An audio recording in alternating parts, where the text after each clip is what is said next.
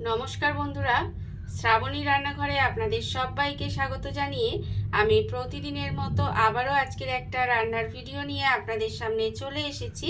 আজকের আমি আপনাদের বেগুনের মধ্যে অল্প একটু তেঁতুল দিয়ে একটা অসাধারণ রেসিপি বানিয়ে দেখাবো।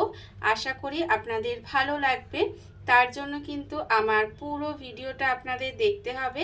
আর দেখা শুরু করার আগে একটা লাইক দেবেন, ভিডিওটা সম্পূর্ণ দেখে সুন্দর একটা কমেন্ট করবেন আর শেয়ার করতে ভুলবেন না। তাহলে চলুন আজকের আমি এই রেসিপিটা কিভাবে বানাচ্ছি সেটা আপনারা একবার দেখে নিন। রান্নাটা করার জন্য প্রথমে আমি এখানে দেখুন একটা মাঝারি সাইজের বেগুন নিয়ে নিয়েছি। এইবারে এই বেগুনটাকে আমি প্রথমে কেটে নেব। বেগুনটা কিন্তু প্রথমে একটু টুকরো করে কেটে নিতে হবে, আর এটা কেটে তারপরে আবারও আপনাদের সামনে ফেরত আসছি। বেগুনটা আমি এইভাবে একটু টুকরো করে কেটে নিয়েছি, আর দেখুন এইভাবে কিন্তু টুকরো করে কেটে নিতে হবে। আর কাটা আমার হয়ে গেছে, কেটে ধুয়ে পরিষ্কার করে রেখে দিয়েছি। এইবারে আমি এটাকে আলাদা করে সরিয়ে রেখে দিলাম। আর নেব আমি এখানে একটা বাটি। এবারে বাটির মধ্যে আমি অল্প একটু জল দিয়ে দেব। খুব বেশি জল কিন্তু দেব না, এখানে বাটির মধ্যে অল্প সামান্য একটু জল দিয়ে দিলাম। দিয়ে এবারে আমি এর মধ্যে দিয়ে দেব অল্প একটু তেঁতুল। এখানে দেখুন একটুখানি তেঁতুল রেখেছি, সেই তেঁতুলটা আমি এখানে দিয়ে দিলাম। দিয়ে তেঁতুলটাকে এরকম একটু জলের মধ্যে চটকে নেব। এইভাবে চটকে কিন্তু তেঁতুলটা থেকে প্রথমে একটু কাত বের করে নিতে হবে। আর আজকের আমি যে রেসিপিটা দেখাচ্ছি সেটা কিন্তু একেবারে গরমের পক্ষে পারফেক্ট একটা রেসিপি, খেতে কিন্তু ভীষণ সুন্দর হয়। এইভাবে আপনারাও কিন্তু যে কোনো একদিন বানিয়ে দেখবেন, আপনাদেরও কিন্তু আশা করি ভালো লাগবে। দেখুন আমি কিন্তু তেঁতুলটা এখানে চটকে একটা কাত বের করে নিয়েছি। এবারে এটাকে আমি আলাদা করে রেখে দেব। এটাকে কিন্তু আলাদা করে রেখে দিতে হবে। তেঁতুলের কাঠটা আমি আলাদা করে রেখে দিয়েছি, আর আবারও কিন্তু বেগুনটা নিয়ে চলে এসেছি। এইবারে দেখুন বেগুনের মধ্যে প্রথমে দিয়ে দেব এখানে নুন, আন্দাজ মতো নুন দিয়ে দিলাম। আর দেব আমি এখানে হলুদের গুঁড়ো, অল্প সামান্য একটু হলুদের গুঁড়ো দিয়ে দিলাম। দিয়ে এবার বেগুনের মধ্যে খুব ভালোভাবে নুন হলুদটা মাখিয়ে নেব। এটা কিন্তু প্রথমে বেগুনের মধ্যে নুন হলুদটা খুব সুন্দর করে মাখিয়ে নিতে হবে। দেখুন এটা আমার মাখানো কিন্তু হয়ে গেছে। আমি এই নুন হলুদটা ভালো করে এর মধ্যে দিয়ে মাখিয়ে নিয়েছি। এইবারে দেখুন অন্যদিকে আমি কিন্তু গ্যাসটা অন করে একটা কড়া বসিয়ে দিয়েছি। এইবারে আমি কড়ার মধ্যে দিয়ে দেব সর্ষের তেল। এখানে কিন্তু আমি রান্নাটা পুরোটাই সর্ষের তেলে করব। প্রথমে আমি এখানে কড়াই সর্ষের তেল দিয়ে দিলাম। দিয়ে তেলটাকে প্রথমে খুব ভালোভাবে একটু গরম হতে দেব। তেল কিন্তু এখানে খুব ভালোভাবে প্রথমে গরম করে নিতে হবে। তেলটা আমার এখানে খুব ভালোভাবে গরম হয়ে গেছে, তেল আমি এখানে গরম করে নিয়েছি। এইবারে আমি এর মধ্যে দিয়ে দেব যে বেগুনের মধ্যে আমি নুন আর হলুদ মাখিয়ে রেখেছিলাম, সেই বেগুনগুলো আমি এখানে দিয়ে দিলাম। দিয়ে বেগুনগুলোকে কিন্তু প্রথমে লাল করে ভেজে নেব। বেগুনটা কিন্তু এখানে একেবারে লাল করে ভেজে নিতে হবে।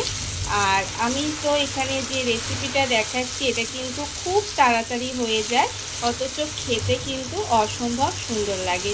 দেখুন প্রথমে কিন্তু বেগুনটাকে আমি একটু লাল করে খুব ভালো করে লাল লাল করে ভেজে নেব। বেগুনটা আমার এখানে লাল করে ভাজা হয়ে গেছে। আর দেখুন আমি কিন্তু এখানে উল্টিয়ে পাল্টিয়ে লাল লাল করে বেগুনটা ভেজে নিয়েছি। এর থেকে আর বেশি ভাজার দরকার নেই। এইবারে আমি বেগুনটাকে আলাদা করে তুলে রেখে দেব। বেগুনগুলো কিন্তু আলাদা করে তুলে রেখে দিতে হবে। প্রথমে বেগুনটাকে সুন্দর করে লাল করে ভেজে নেবেন। ভেজে তারপরে বেগুনটাকে আলাদা করে তুলে রেখে দিতে হবে। আর এইভাবেই কিন্তু আমি বেগুনটাকে আলাদা করে তুলে রেখে দেব। বেগুনটা আমি আলাদা করে তুলে রেখে দিয়েছি। এবার এই তেলের মধ্যে দিয়ে দেব প্রথমে শুকনো লঙ্কা। একটা শুকনো লঙ্কা মাঝখান থেকে ছিঁড়ে এর মধ্যে দিয়ে দিলাম। দিয়ে প্রথমে একটু এইভাবে নাড়াচাড়া করে নেব। শুকনো লঙ্কাটা কিন্তু একটু ভেজে নিতে হবে। আর যখন দেখবেন এটা বেশ একটু ভাজা ভাজা হয়ে আসছে, তখন কিন্তু আমি এর মধ্যে দিয়ে দেব 5 ফোড়ন। এখানে অল্প সামান্য একটু 5 ফোড়ন দিয়ে দিলাম তেলের মধ্যে। এইবারে 5 ফোড়ন আর শুকনো লঙ্কাটাকে প্রথমে এবার ভেজে নেব। দেখুন এটা কিন্তু একটু সময় নিয়ে ভেজে নিতে হবে। আর যখন দেখবেন ফোড়নটা ভাজা হয়ে গেছে, ফোড়নটা থেকে সুন্দর একটা গন্ধ বেরোচ্ছে, তখন কিন্তু আমি এর মধ্যে দিয়ে দেব নুন। এখানে কিন্তু পরিমাণ মতো অল্প সামান্য একটু নুন দিলাম, আর দেব আমি এখানে অল্প সামান্য একটু হলুদের গুঁড়ো। অল্প একটু হলুদের গুঁড়ো দিলাম, আর দেব খুব সামান্য একটু লঙ্কার গুঁড়ো, আর আমি এর মধ্যে দেব চিনি। এখানে কিন্তু বেশ একটু একটু বড় চামচের 1 চামচ পরিমাণে চিনি দিলাম। দিয়ে মশলাটা কিন্তু এখানে একটু সময় এইভাবে কষিয়ে নেব। খুব ভালোভাবে কিন্তু এটাকে একটু কষিয়ে নিতে হবে, মশলাটা দিয়ে একটু সময় নিয়ে এইভাবে একটু কষিয়ে নেব। মশলাটা কিন্তু আমি একটু সময় এইভাবে কষিয়ে নিয়েছি। এইবারে আমি এর মধ্যে দিয়ে দেব, দেখুন এখানে আমি যে তেঁতুলটা গুলে রেখেছিলাম জল দিয়ে, সেই তেঁতুল গোলা জলটা এর মধ্যে দিয়ে দিলাম। তেঁতুল গোলা জলটা এর মধ্যে দিয়ে, চিবাটা কিন্তু এখানে দিইনি, দেখতে পাচ্ছেন এই যে তেঁতুলের চিবাটা দিইনি, শুধুমাত্র জলটা এর মধ্যে দিয়ে দিয়েছি। দিয়ে এবার এটাকে খুব ভালোভাবে মিশিয়ে দিলাম। মিশিয়ে কিন্তু একটু সময় এইভাবে একটু রান্না হতে দেব। আর এই সময় কিন্তু গ্যাসটাকে একেবারে লোতে দিয়ে রাখবো, দিয়ে একটু সময় রান্না করে নেব। তেঁতুলের পাল্পটা দিয়ে কিন্তু আমি একটু সময় এইভাবে রান্না হতে দিয়েছিলাম, একেবারে গ্যাসটাকে লোতে দিয়ে জাস্ট একটু এইভাবে ফুটিয়ে নিয়েছি, দেখতেই পাচ্ছেন। এটা যখন এইভাবে একটু রান্নাটা এখানে প্রায় 1 থেকে 2 মিনিট মতো একটু রান্না করে নিয়েছিলাম, এইটুকু রান্না করলেই হবে। এবার যখন এইরকম রান্নাটা হয়ে আসবে, তখন এর মধ্যে দিয়ে দেব এই যে আমি আগে থেকে বেগুনটা ভেজে রেখেছিলাম, সেই বেগুনটা, ভাজা বেগুনটা এর মধ্যে দিয়ে দিলাম। ভাজা বেগুনটা দিয়ে জাস্ট এইভাবে একটু উল্টিয়ে পাল্টিয়ে মিশিয়ে নেব। এই সময় কিন্তু গ্যাসটাকে একেবারে লোতেই দিয়ে রাখবেন, গ্যাসটা কিন্তু জোরে দেওয়ার কোনো দরকার নেই। এইভাবে গ্যাসটাকে লোতে দিয়ে আমি একেবারে কিছুক্ষণ, এই ধরুন আবারও 2 মিনিট মতো ঢাকা দিয়ে রান্না হতে দেব। এটা কিন্তু ঢাকা দিয়ে আবারও 2 মিনিট মতো একটু রান্না করে নিতে হবে। ঢাকা দিয়ে আমি এখানে 2 মিনিট মতো এইভাবে একটু রান্না হতে দিয়েছিলাম। এর ফলে দেখুন আমার কিন্তু এখানে রান্নাটা প্রায় হয়ে গেছে। এই রকমই কিন্তু রান্নাটা হবে। দেখতে পাচ্ছেন কতটা লোভনীয় হয়েছে, আর খেতেও কিন্তু ভীষণ সুন্দর হয়।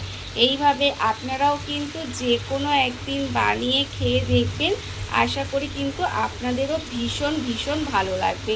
দেখুন আমার এখানে রেসিপিটা তৈরি হয়ে গেছে, আর বেগুনটা যেহেতু ভাজা ছিল তাই বেশি সময় লাগে না। দেখুন আমার রান্নাটা একেবারে রেডি হয়ে গেছে। এইবারে আমি গ্যাসটা অফ করে দেব। অফ করে দিয়ে কিছুক্ষণ এইভাবে রেখে দেব, তারপর আপনাদের পরিবেশন করে দেখাবো ঠিক কেমন হলো।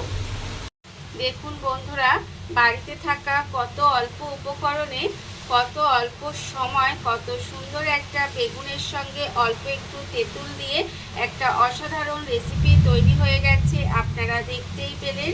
আর এটা কিন্তু খেতে ভীষণ সুন্দর হয়। এইভাবে আপনারাও একদিন হলেও বাড়িতে বানিয়ে দেখতে পারেন। আর এই ভিডিওটা যদি আপনাদের ভালো লেগে থাকে, আপনারা আমার চ্যানেলটা সাবস্ক্রাইব করে এইভাবে আমার পাশে থেকে যেতে পারেন। তাহলে চলুন আজকের ভিডিওটা এই পর্যন্তই। নমস্কার।